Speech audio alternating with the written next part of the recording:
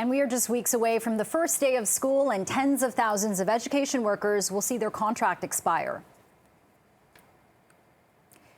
CUPE is now expecting to see the province's first offer today after releasing its proposals earlier this month, which includes an 11.7% wage increase. So right now, there is no strike. Right now, what we are asking is for the ministry to respond. Our goal is to ensure that there is stability in schools, not just in September, but moving forward. And that requires increase in funding to make sure that we have the services in place that students need. And it also means having a real living wage for these workers that make on average $39,000 a year. The employer knows and has said that there's a recruitment and retention issue, and that causes more instability than any job action could. Joining us live now with the status of those negotiations is Ontario's Education Minister Stephan Lecce. Minister, thanks so much for making time. Thank you. Good to be with you. So we last spoke on Friday. We know right now CUPE is asking for that 11.7% wage increase. And last time we chatted with you, you seemed to say that doesn't appear to be a reasonable ask. What's the status of negotiations today? Has the province submitted and tabled that initial offer?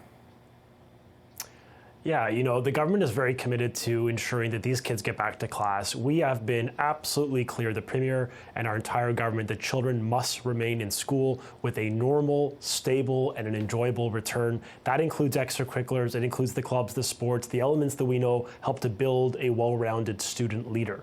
With that said, we know these negotiations are important, and we value our education workers, which is why today we have tabled a proposal which we believe is fair for the workers and good for the students to provide stability. Something we also did on Friday was indicate our clear preference for a 4-year deal. As you will know, they're historically 3. We think in order to support learning recovery, in order to get these kids back on track with their academics and the social, emotional, physical, and mental health that has taken a hit over the past years, we need to have 4 years of uninterrupted learning so they can stay in school, learn the critical life and job skills that are going to help them graduate. Too many parents of this province have said to me, enough is enough. Every 3 years in Ontario, we face some form of disruption. And so we're putting out a program. I hope CUPE and the other unions will accept it. 4 years of stability for these kids and for your members. And we think that's a fair option for all. Okay, so Minister Lecce, I think you're saying that this is going to be a 4-year deal, correct? And you say that they will be happy with this fair offer. Can you give us specific numbers? Yeah, so our preference is 4 years. Of course, we're going to continue negotiating, but we've indicated clearly that stability is critical for the kids, for the parents, and I think for a lot of the workers. They just want to work. Enough of the job action. We saw over the past days of CUPE going on a pathway to a potential strike. I think really infuses an element of instability, and that's not helpful for parents. It's frankly not helpful for the government and for their members. I want a deal that is fair, and so we've tabled a proposal which we believe is fair. We're looking at roughly up to 8.24% for education workers over the course of that program. We're going to maintain generous pension provisions, generous benefit provisions. We are maintaining our professional development. And by the way, we're maintaining a $212 million fund over the course of the entire contract that has allowed us to fund up to 1,800 workers right now, last year, this September, and over the course of this contract, be it custodians or EAs, they play a vital role, and we're going to have more of them part of this proposal. Look, we want everyone to know, especially our workers, we value them. They do a lot of important work, and I'm grateful to them. The most important thing we can do as a government with the trustees, the employer, and the workers, the unions, is stay at the table to get a deal that keeps kids in class and returns them to a normal and a stable school year. And not just in September. I want to be clear. I want kids in school for the entire duration of the school year. And that's the commitment I'm setting out for families in this province. Minister, you mentioned EAs. We've been hearing stories from Ontario EAs who say they're grossly underpaid. These are people who work with really vulnerable children. They have important jobs. Some of them go on EI in the summer just to get by. They're now asking for 11.7%. You're offering 8.24%. Are you concerned that's not going to be good enough and that we might see people leaving the business and have a real big problem in Ontario's education sector? Well, first off, I value what they do. They play a critical role, and I want to thank them on behalf of the province for their contribution, and I know their hard work. I just want to remind everyone, what CUPE is offering, is actually a 52% increase, and let me help you understand that math. I mean, we're talking about they've asked for 5 paid days off in addition to what they had already. They've asked for a 33% increase in pay, 8% on average over the course of that contract. They're asking for us to pay them for 30 minutes of prep time and twice the rate of what normally is overtime. It's usually 1.5, they now want twice. When you aggregate that, it's a 52% increase. And I ask the people watching, the parents, the taxpayers of this province, if you are eligible for anything near that type of increase. What I'm asking for is reasonableness. I understand there's at a short-term inflationary pressures today. We know that will come down over the course of this year and certainly over the course of the contract. And so I just want us all to be grounded by, an element of fiscal sustainability.